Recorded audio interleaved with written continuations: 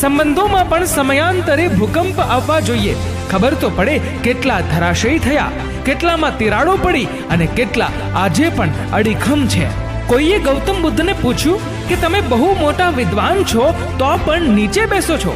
તો ગૌતમ બુદ્ધે બહુ જ સુંદર જવાબ આપ્યો કે નીચે બેસવા વાળો વ્યક્તિ ક્યારેય પડતો નથી. બનો જે તમે છો એ નહીં જે દુનિયા તમને બનાવવા માંગે છે.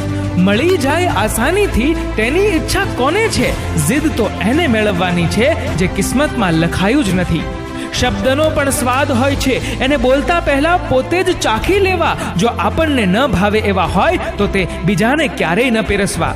જે સાંભળ્યું છે એને માની લેવાની ઉતાવળ ક્યારેય ન કરવી સાહેબ, કારણ કે સત્ય કરતા જૂઠ હંમેશા જલ્દી ફેલાય છે.